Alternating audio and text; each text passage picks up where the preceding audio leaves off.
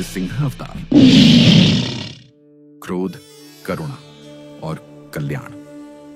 कहीं सहस्त्रों वर्ष पहले, जब पृथ्वी ने पहली बार धड़कना शुरू किया था, जब ब्रह्मा ने सृष्टि रची, शिव ने संहार का दायित्व लिया, तब पालन का संकल्प उठाया नारायण ने। सतयुग की पहली सांस में ही धर्म की नींव रखी गई, सत्य, तप, शांति और न्याय के स्तंभों पर। लेकिन सृष्टि में जब जब संतुलन डगमगाया, जब अधर्म ने सिर उठाया,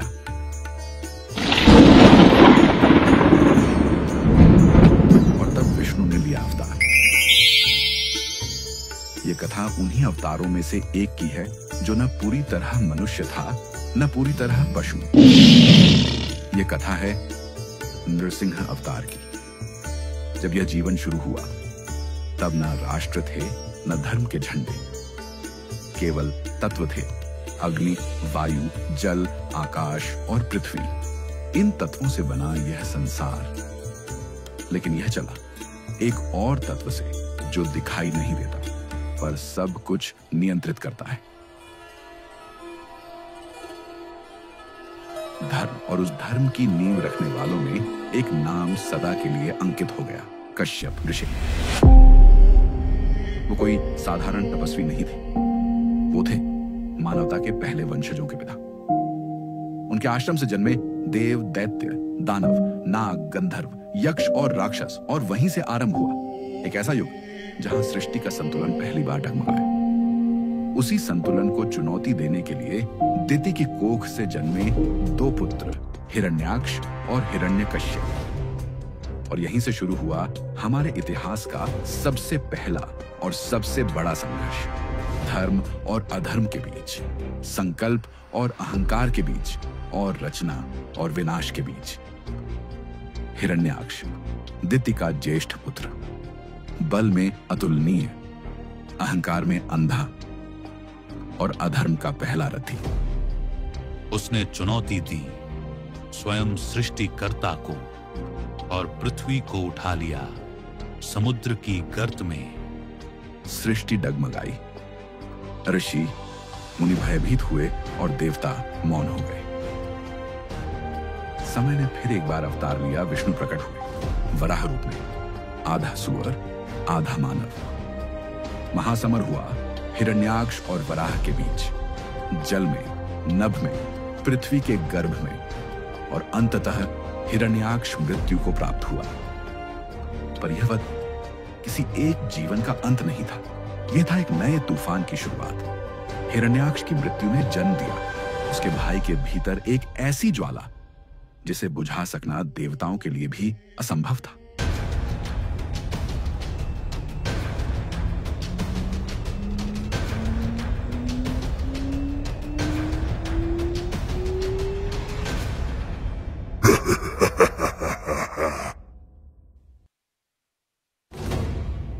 जिसने मेरे भाई को मारा, मैं उसी को मिटा दूंगा। और सिर्फ विष्णु ही क्यों, जो उनकी पूजा करे, जो उन्हें ईश्वर माने, उन्हें भी वह मिटा देना चाहता था। वह ईश्वर नहीं बनना चाहता था, वह ईश्वर से ऊपर होना चाहता था। और इसके लिए उसने उठाया एक मार्ग, तप का, साधना का। लेकिन भीतर क्रोध, द्वेष और नियंत्रण की ज्वाला थी। हिरण्यकश्यप जानता था अगर उसे विष्णु को हराना है तो सबसे पहले मृत्यु को हराना होगा। और तब उसने शुरू किया एक भीषण तप। जलती गर्मी, हिम की ठंड, तेज हवाएं, भूख और नींद सबको भुलाकर वो एक ही मंत्र में विलीन हो गया। ओम ब्रह्मदेवाय नमः। ओम ब्रह्मदेवाय नमः। वर्षों बीते, युग बीते, यहां तक कि देवताओं का सिंहासन डोलने लगा और अंततः ब्रह्मा प्रकट हुए। हिरण्यकश्यप ने मांगा मृत्यु से मुक्ति, लेकिन ब्रह्मा बोले, मृत्यु से कोई नहीं बच सकता।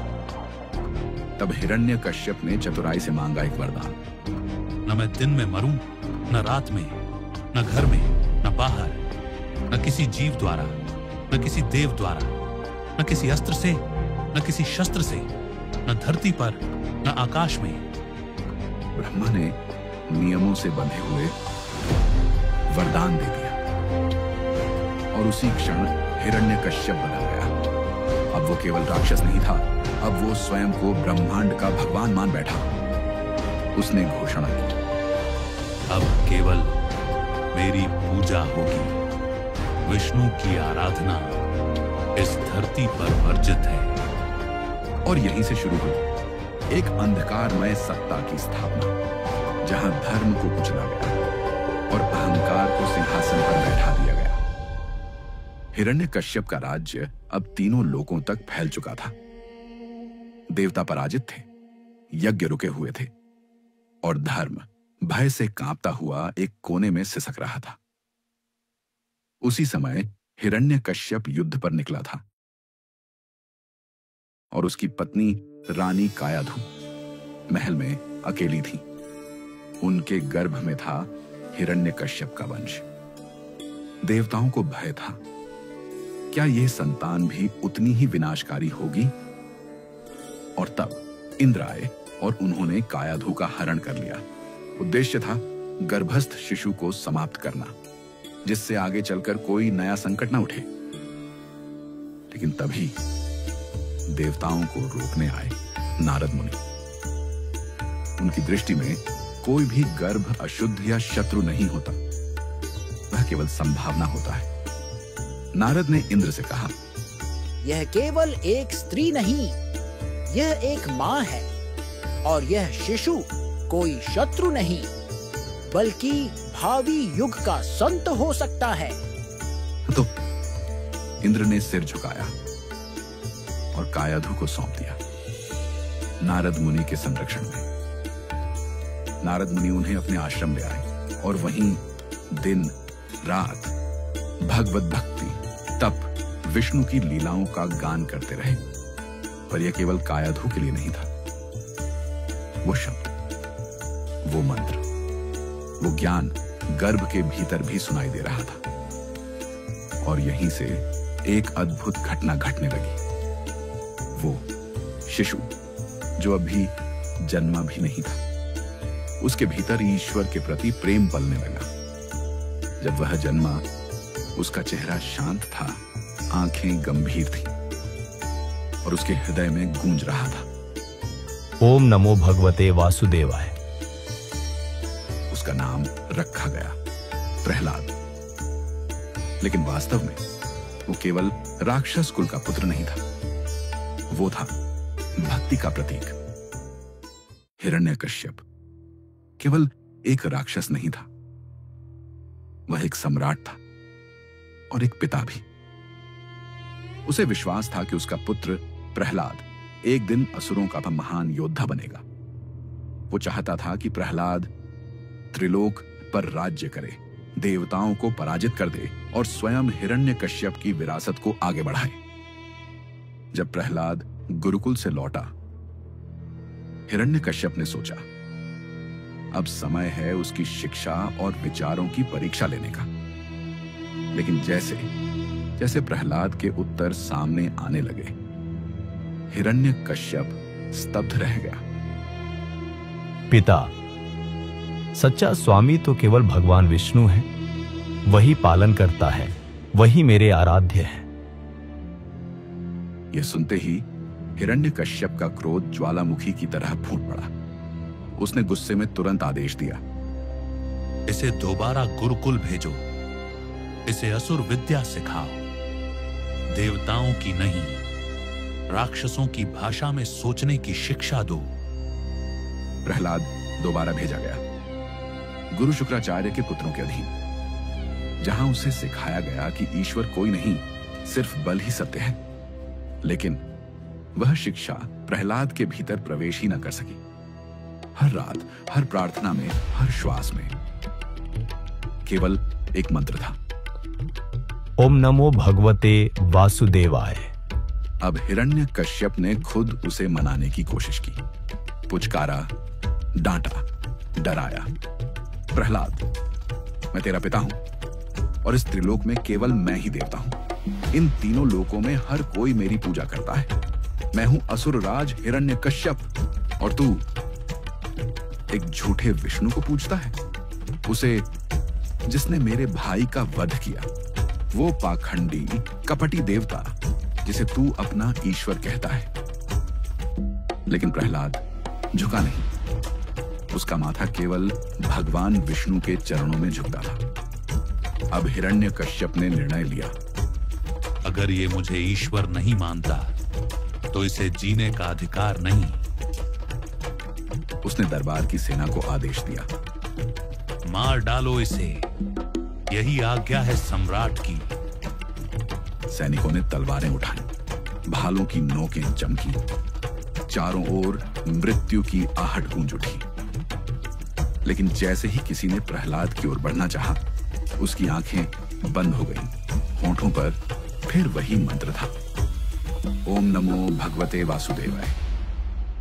और फिर तलवारें कांप उठी। सैनिक ठिठक गए, मानो कोई अदृश्य शक्ति उन्हें रोक रही हो। प्रहलाद को कोई छू भी न सका, क्योंकि अब केवल एक नहीं, अदृश्य रूप में स्वयं भगवान उस बालक की रक्षा कर रहे थे। लेकिन हर बार ईश्वर ने जवाब दिया, अपने चमत्कार से। अमावस्या की घनी रात थी। अंधकार जैसे हर कोने में डर बनकर छिपा था। एक सुनसान कक्ष में प्रहलाद के सामने रखा गया एक कटोरा। उसमें था धीमा जहर, वही जहर जो शरीर को अंदर से जला देता है। पर प्रहलाद भयभीत नहीं हुआ।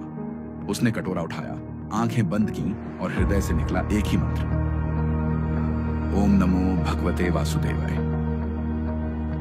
क्षण भर में जिसमें मृत्यु बसी थी, वही अमृत बन गया, जैसे भगवान ने स्वयं उस विष में प्रवेश कर लिया हो।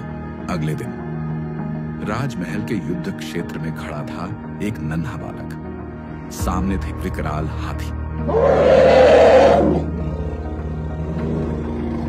हिरण्यकश्यप ने आदेश दिया, कुचल दो इसे।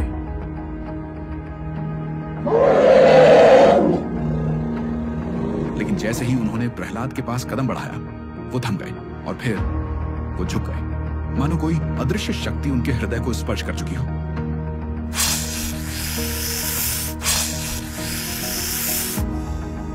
अब उसे फेंका गया एक अंधेरे भयावह गड्ढे में, जहां सैकड़ों नाग फुफकारते हुए अपनी फन फैलाए बैठे थे।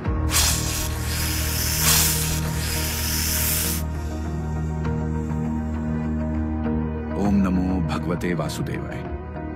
तो वो नाग फुफकारना भूल गए और नृत्य करने लगे, मानो शेषनाग स्वयं प्रकट होकर भगवान की स्तुति में लीन हो गए हों। राजा की बहन होलिका, जिसे वरदान था कि अग्नि उसे जला नहीं सकती, उसे आदेश दिया गया प्रहलाद को गोद में लेकर अग्नि में बैठने का। वो बैठी, अग्नि भड़की, लपटें उठी। पर उस दिन अग्नि भी चुप थी। वो पहचान चुकी कौन पाप में लिपटा है और कौन ईश्वर में लिपटा। लपटें तेज हुई और अंततः होलिका जल गई। लेकिन प्रहलाद लपटों के बीच भी शांत, अक्षत, जैसे अग्नि उसे छूने से डर रही हो। जब अत्याचार की सारी सीमाएं पार हो गईं, जब जहर, अग्नि, पशु, पर्वत और अपमान सब असफल हो गए, तब हिरण्यकश्यप ने प्रहलाद को फेंक दिया सागर में एक पत्थर से बांधकर।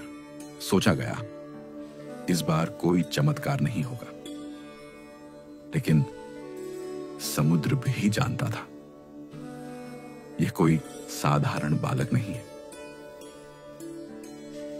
उसके प्राणों की रक्षा की वरुण देव ने, और वहां एक मौन वार्तालाप हुआ।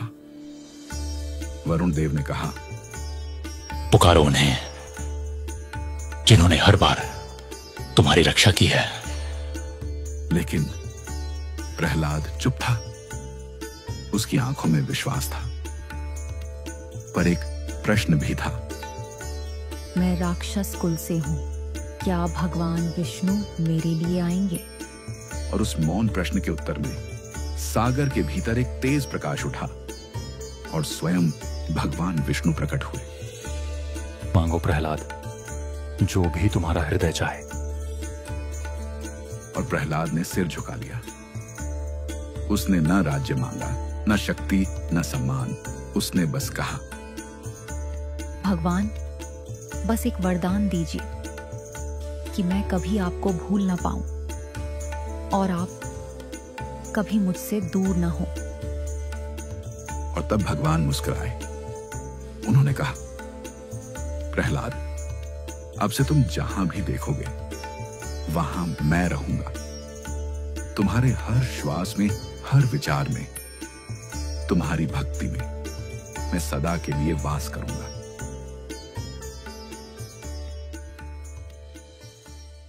भक्ति और अभिमान के इस टकराव ने अंततः उस क्षण को जन्म दिया जिसे धर्म के इतिहास में सबसे निर्णायक पल माना जाता है। हिरण्यकश्यप ने प्रहलाद को राज दरबार के बीचों बीच बुलवाया। हिरण्यकश्यप ने प्रहलाद की ओर देखा। उसकी आंखों में क्रोध था और स्वर में आग। उसने कहा, कहां है तेरा विष्णु? क्या आज वो तुझे बचाने आएगा? दरबार में सन्नाटा था।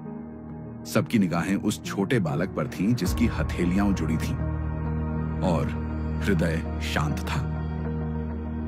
प्रहलाद ने देखा, फिर बहुत शांत स्वर में कहा, वो हर जगह है, हर जीव में, हर जड़ में, हर प्राणी, हर वस्तु, हर कण में। जहां जहां चेतना है वहां वहां वो स्वयं है। हिरण्यकश्यप मुस्कुराया। उस हंसी में विश्वास नहीं, केवल उपहास था। उसने कहा, तो क्या वो इस दरबार में भी है? प्रहलाद बोला, हाँ, इस दरबार में भी। तो क्या इस खंभे में भी है? प्रहलाद ने बिना हिचके कहा, हाँ, इस खंभे में भी। यह सुनते ही हिरण्यकश्यप ने अपनी गदा उठाई और उस स्तंभ पर पूरी शक्ति से प्रहार किया।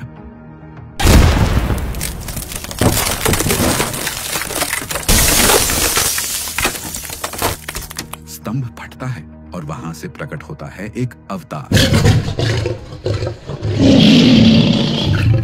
जो न तो पूर्ण मनुष्य है, न ही पशु। वह है नृसिंह। जब नृसिंह प्रकट हुए तो उन्होंने न केवल अधर्म को मिटाया बल्कि हर शर्त का सम्मान करते हुए उसे पार किया। न दिन रहा, न रात आई। सूर्य अस्त हो रहा था। समय एक ऐसे क्षण में था जो ब्रह्मा की शर्तों से बाहर था। हिरण्यकश्यप को न घर के भीतर मारा गया, न बाहर। जहां द्वार समाप्त होता है वही स्थान छोड़ गया। उसी सीमा रेखा पर नृसिंह ने उसे पकड़ा। न कोई तलवार, न कोई गदा, केवल नृसिंह के नाखून जो किसी शस्त्र की परिभाषा में नहीं आते। उन्होंने उन्हीं नाखूनों से हिरण्यकश्यप का वध किया। लेकिन उस वध के बाद भी उनका क्रोध शांत नहीं हुआ।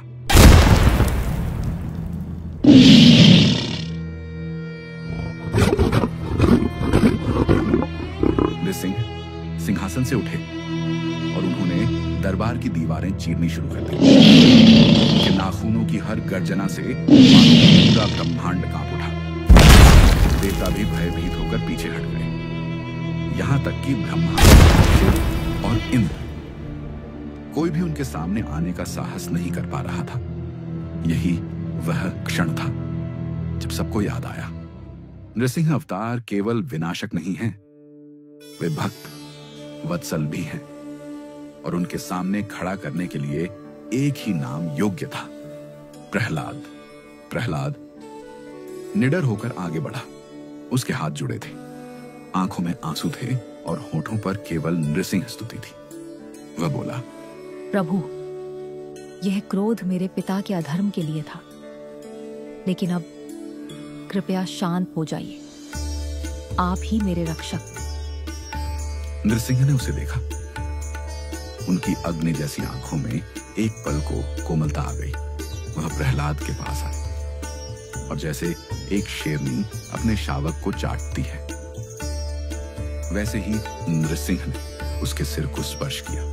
प्रहलाद, तेरा वंश सदा धर्म के मार्ग पर रहेगा और तेरी भक्ति युगों तक अमर रहेगी।